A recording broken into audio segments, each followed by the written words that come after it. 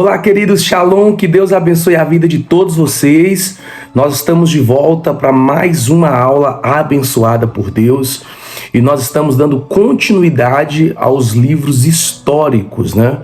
Os livros históricos, que são aí 12 livros, e nós já falamos sobre Josué e falamos sobre Juízes, e agora voltamos para falar sobre Ruth, né? O livro de Ruth é um livro curto, mas muito proveitoso, muito profundo, com ensinos muito importantes para a nossa vida cristã. Então, gostaria que você ficasse ligado, porque eu tenho certeza que nós vamos mergulhar em águas profundas, tá bom? Vamos lá, vamos começar como sempre começamos, orando e buscando a face do Senhor. Senhor Deus de Abraão, de Isaac e de Israel, nós glorificamos ao teu nome, porque tu és bom e a misericórdia do Senhor dura para todo sempre. Meu Deus, que o Senhor possa trazer luz ao nosso caminho e nos direcionar, nos dando sabedoria para que nós possamos produzir no teu reino e fazermos a tua vontade, porque a tua vontade é boa, perfeita e agradável. Meu Deus, que neste dia o Senhor possa trazer ensinos profundos ao coração dos teus filhos. Assim nós oramos crendo em nome do Senhor Jesus Cristo, o nosso Salvador. Queridos, escute bem, vamos aqui, você que tem a apostila, a página é a página 64 da nossa apostila. Vamos falar hoje sobre Ruth, e eu poderia dar o tema desse livro de fidelidade, ok? O autor de Ruth é desconhecido, apesar de muitos estudiosos atribuírem esse livro a Samuel, o autor é desconhecido. A data também gera muitos debates, mas pelo fundo do texto, né, pelo pano de fundo do texto, nós percebemos que é entre 1050 e 500 antes de Cristo, né? É nesse período que nós chamamos de período dos juízes. O livro tem por tema a intervenção soberana de Deus traz a redenção universal. A palavras-chave é soberano, o todo-poderoso, o redentor. E o versículo-chave se encontra no capítulo 1, versículo de número 16. Ruth, capítulo 1, versículo 16. Eu quero ler com vocês aqui o nosso texto-chave. Deixe-me ver.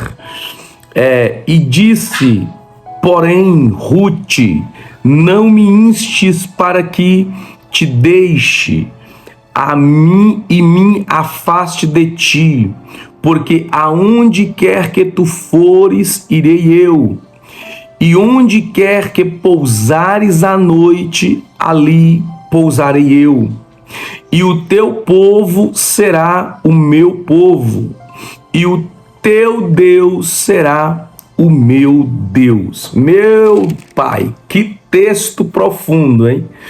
Que texto profético da fala de Ruth com Noemi, muito profundo, muito profético, e este é o nosso texto-chave, ok?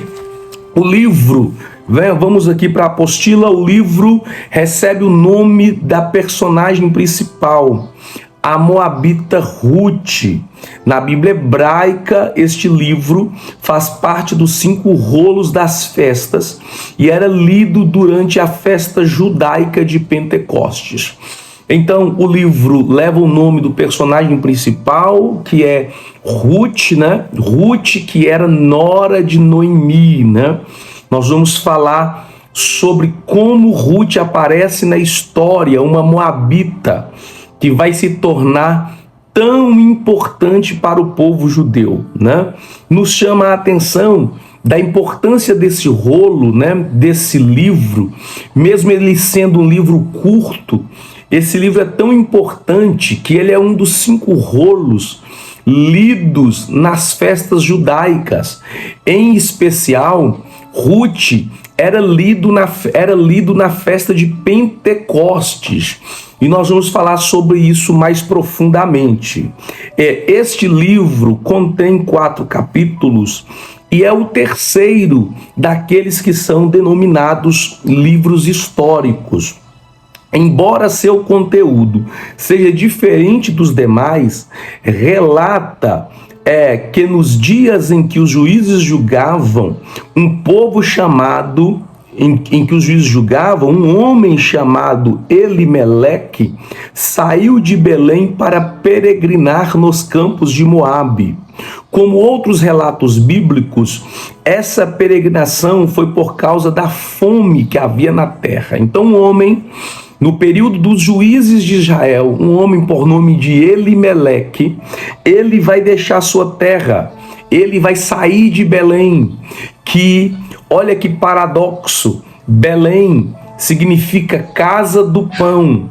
Ele vai sair de Belém, que significa casa do pão, e vai para os campos de Moabe.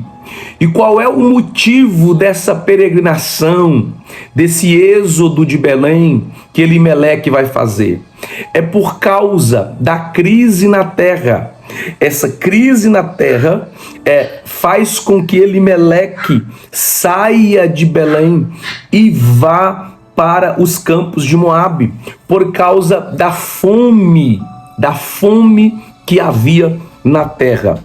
Com ele, Elimeleque não vai só, com ele vai a sua mulher, a Noemi. Noemi vai com Elimeleque e leva os seus filhos, Malom e Quilion.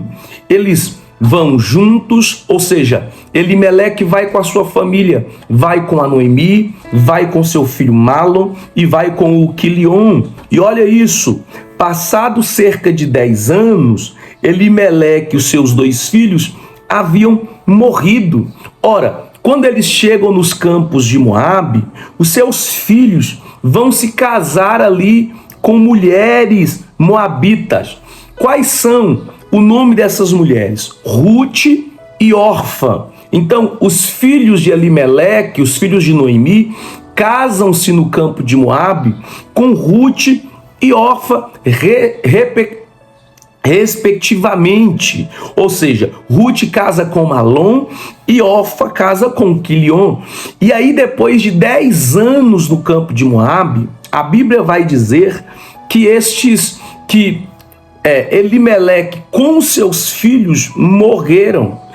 E quando essa morte alcança a família, Noemi toma uma decisão de retornar, de voltar para casa, de voltar para Judá, de voltar para Belém, de voltar à casa do pão. Olha isso, porque ela ouviu que o Senhor tinha visitado o seu povo e tinha lhe dado pão. Ela ouviu a respeito da manifestação de Deus. Ela ouviu que a crise tinha passado, ela ouviu que o momento de escassez havia passado e de que Deus havia visitado o seu povo e havia novamente lhe dado pão. As 2 noras de Noemi acompanharam-na no início dessa caminhada. Então, quando ela resolve retornar, suas 2 noras, tanto a Ruth como a Orfa, elas decidem retornar com Noemi. Mas olha que interessante, Noemi, todavia, pediu-lhes que voltasse cada uma para a sua respectiva família.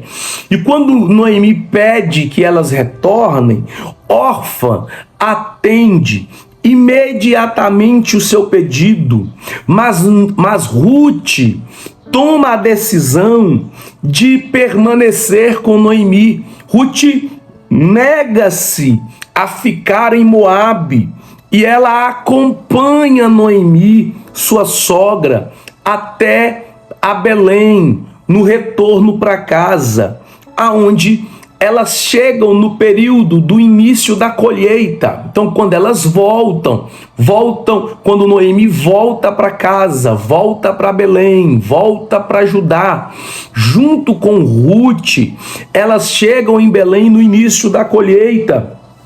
E Rute sai a colher as espigas, e veio ao campo de Boaz, parente de Elimeleque. Seguindo o conselho de Noemi, Rute pediu a Boaz que fosse o seu remidor. Levítico 25, 25. Boaz concordou com adquirir a terra que havia pertencido a Elimeleque, e também tomou Rute, viúva do filho deste, por esposa. Vamos entender isso aqui, nos aprofundar nisso aqui, porque isso aqui é profético. Primeiro, o fato de Rute ser viúva lhe a permitia a sair aos campos para colher das espigas que o dono da terra deixava cair dos cestos. Ou seja, os colhedores, quando eles iam colhendo aquilo que caía dos cestos, o dono não pegava, mas deixava ali para suprir as viúvas. Olha que coisa tremenda, está dentro da lei de Deus. E quando Rute sai para colher essas espigas, que era deixada pelo dono da terra como uma forma de se fazer justiça, como uma forma de sustentar, de ajudar o necessitado, de ajudar a viúva, Noemi vai dar para Rute a ideia de que ela conversasse com Boaz, para que ele fosse o seu remidor, né? Para que ele tomasse o lugar do remidor. Essa lei de Levítico 25, 25, eu quero até ler com vocês. Levítico 25, 25. Aqui, só um instante.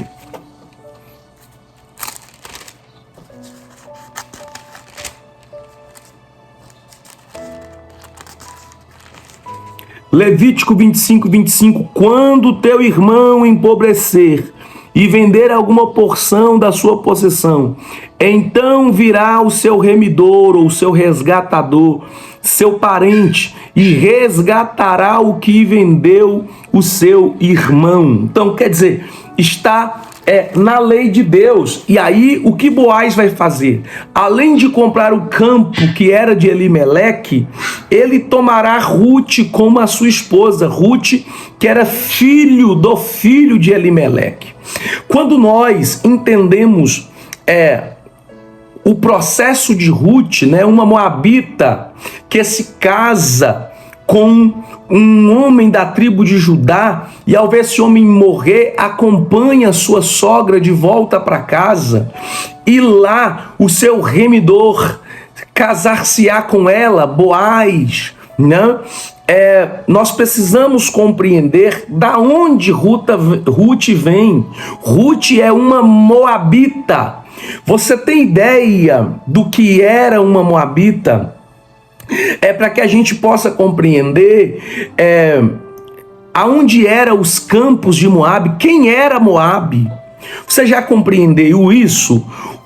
Moabe era o fruto de uma relação incestuosa entre Ló e a sua filha mais velha.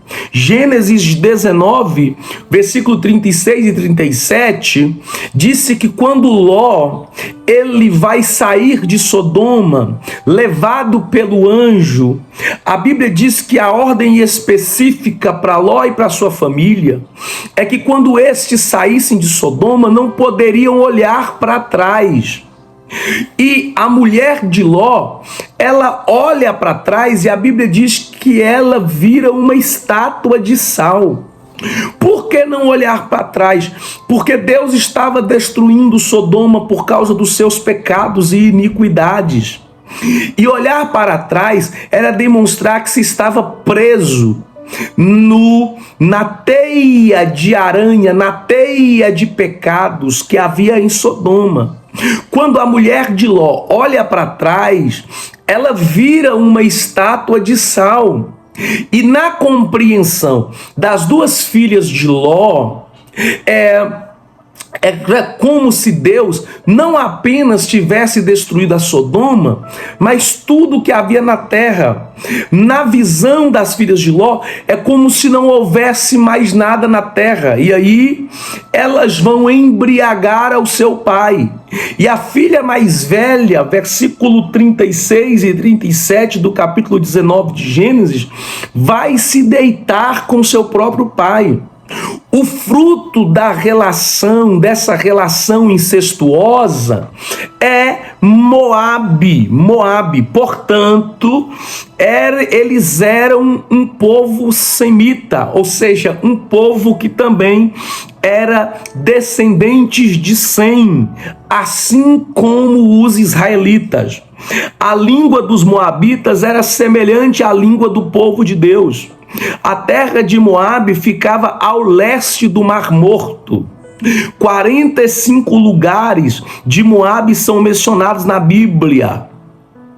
Então quer dizer, Moabe era um povo que era muito próximo no sentido de Israel, porque eles eram um povo semita, eles tinham semelhanças muito profundas com a língua de Israel, eles habitavam a leste do Mar Morto, ou seja, era um povo muito próximo, um povo interligado, poderíamos dizer assim, de família, visto que Ló era sobrinho de Abraão e os moabitas eram filhos de Ló, de uma relação incestuosa, de uma relação entre o pai e a filha.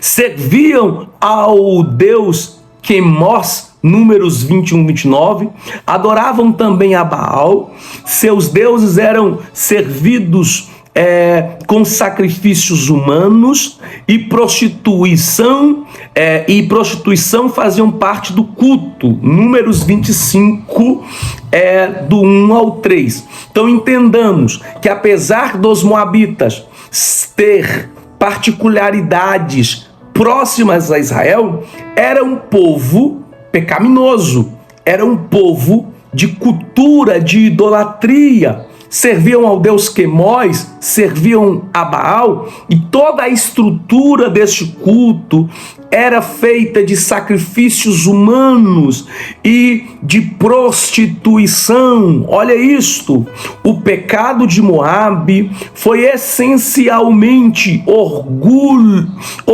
contra Deus e ter injuriado o povo de Deus e escarnecido deles. Recusaram ajudar os israelitas na sua peregrinação pelo deserto. Balaque, rei de Moabe, contratou Balaão para amaldiçoar o povo. Números 22, 6. No tempo dos juízes, Moabe oprimiu Israel por 18 anos. Então compreendamos isto. Quando Moisés, depois de 40 anos no deserto, chega nas campinas de Moabe, já próximo da terra prometida, da terra de Canaã, Balaque, rei dos Moabitas, olhando da montanha e vendo Israel no vale, se sente amedrontado pelo povo de Deus que havia chegado até ali, e Moabe e Balaque busca estratégia para destruir esse povo, não encontrando um caminho para a destruição daquele povo que havia resistido ao deserto 40 anos, entendeu direcionado por aqueles que estavam próximos por ele, que a única maneira de vencer Israel era no campo espiritual. Ou seja, precisaria de que um profeta profetizasse a queda de Israel. E ele vai contratar um profeta por nome de Balaão, para que esse pudesse profetizar contra Israel. Mas quando Balaão se levanta para profetizar, a Bíblia disse que Deus se manifestou, sabe, todo aquele contexto de Balaão e da jumenta, do anjo que aparece no caminho, mostrando para Balaão que o caminho que ele fazia era um caminho mau. Deus vai demonstrar que a Balaão não pode amaldiçoar aqueles a quem Deus abençoou. Esse mesmo Moabe, ele no período dos juízes, ele vai se levantar para oprimir Israel por 18 anos.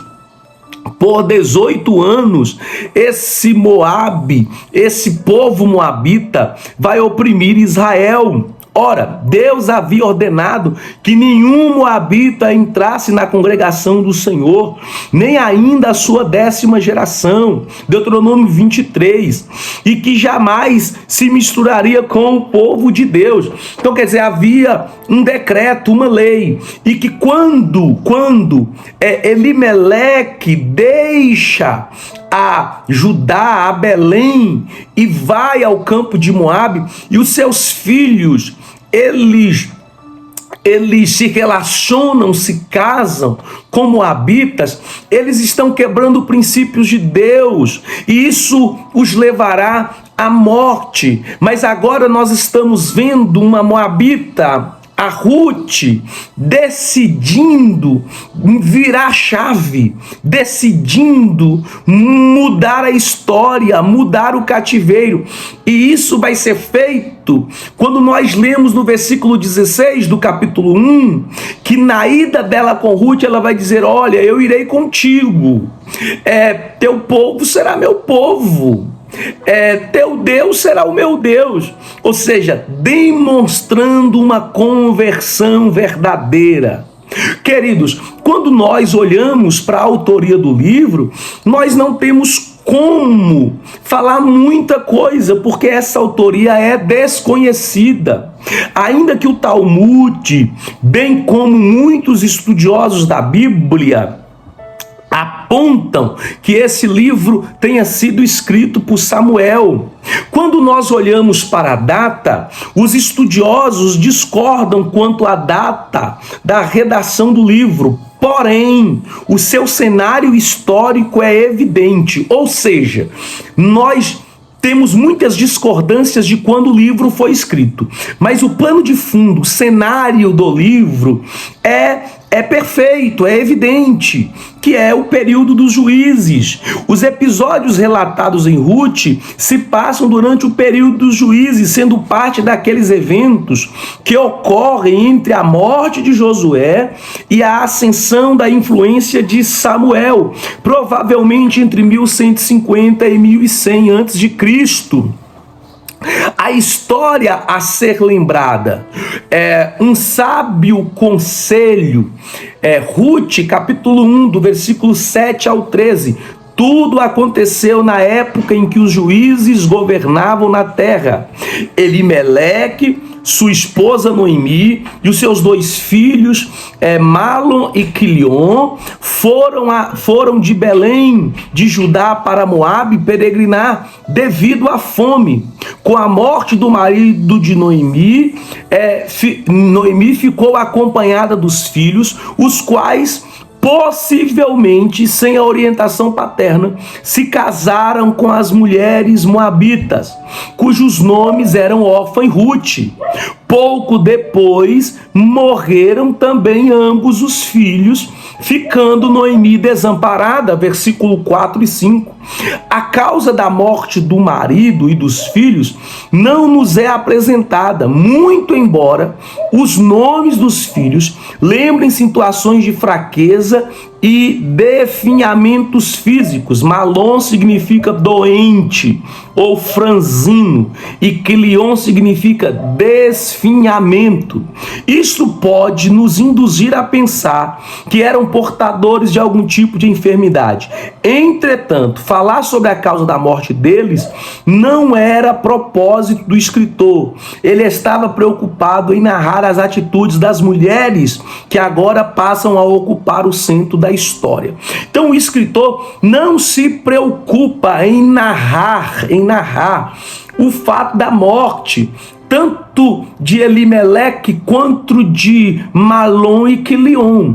Apesar dos nomes deles apontarem para uma vida de enfermidade, né? De saúde debilitada,